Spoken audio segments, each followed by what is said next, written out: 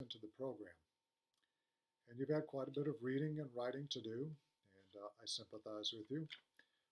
Remember, I get to read them all and comment on them as well. It will be tapering off pretty soon, so be patient and hang in there. I've been impressed with your engagement and your responses to the assignments. So you've demonstrated a high level of maturity and thoughtfulness, which encourages me about your taking on roles as senior leaders in both our communities and corporations in the future. I've learned much about each of you, and I am enjoying learning from you as well. This week's reading and study assignments, the two articles that you will be reading, are very personal to me.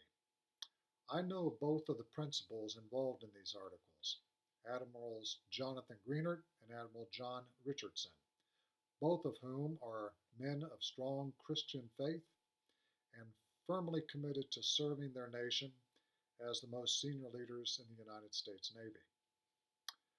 I am part of the legacy of the U.S. nuclear-powered Navy, which was established under the leadership of Admiral Hyman G. Rickover many years ago. While he was serving, all officers, including me, had to personally interview with Admiral Rickover, where he tested you on your technical knowledge and on your strength of character. After all, he had made a commitment to Congress that he would personally select every officer who joined his nuclear navy, and that he would ensure the safety and integrity of those nuclear power plants as they resided in cities, home ports, throughout the United States. He was looking for technical competence, strength of character, and more specifically, moral character. He had established a program that relied on technical know-how and absolute personal integrity. After all, he was entrusting young men and now young women to flawlessly operate nuclear power plants in the ports of U.S. naval bases and at sea. The training program, operations at sea, and maintenance in port demanded attention to detail and trust in both the processes used and the people manning those processes. Consider what is just over the ridgeline from Point Loma Nazarene at the Point Loma Naval Base. There you have types of ships, currently 6 of them, that have nuclear power plants on board, which are being operated by young men and women in the ages of their early 20s and commanded by men in the age of 40 years of their life. We've been doing this for over 50 years, and there have been over 250 ships that have operated off nuclear power in our Navy throughout these various ports in the United States. We have never, and I repeat, never had a breach of the nuclear reactor, either by intentional or unintentional accident. We have not lost a person to an accident involving the nuclear reactor since the inception of the program in the 1950s. This has been a tremendous safety record, and it is built on the training, the operation, and the maintenance of these plants, which involves a tremendous amount of integrity and trust. The article you're going to be reading associated with the nuclear power program is about normalized deviance. This was an infection that came into our training program several years ago, which was uncovered by an inspector general who decided to look into what had been identified as a potential problem at the nuclear training site, which was involving people who were cheating on tests. And it had occurred over several years and became normalized deviance.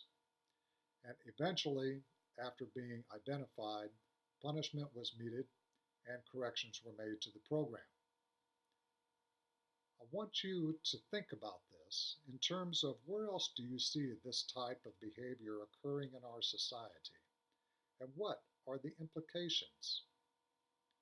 The second article is about moral leadership.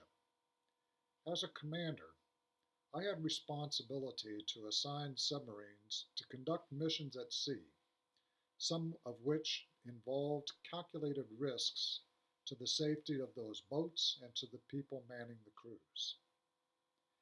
This involved trust in both the people, the training, the equipment, and most of all, in the leaders on board the ships. As the senior commander, I had absolute trust in these skippers at sea, founded on the technical competence, their leadership, and strength of character.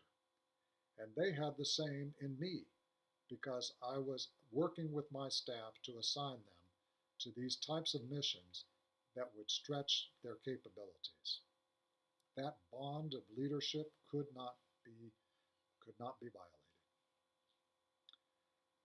The essence of the article, as written by Admiral Greener about moral leadership, is that our people in the Navy are a reflection of the society from whom we draw them.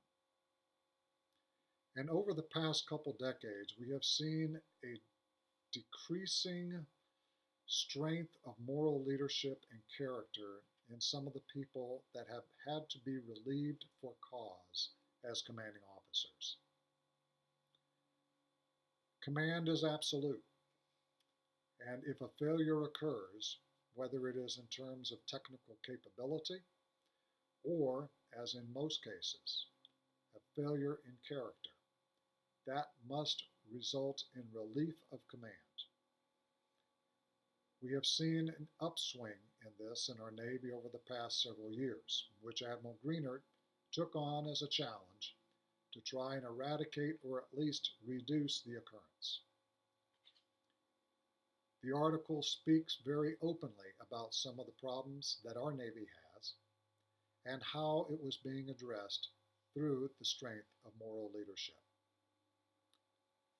What I would like for you to do with regard to this article is to consider how that moral leadership transcends just a military force, but think of it in terms of corporate, not-for-profits, community organizers, and our political leadership.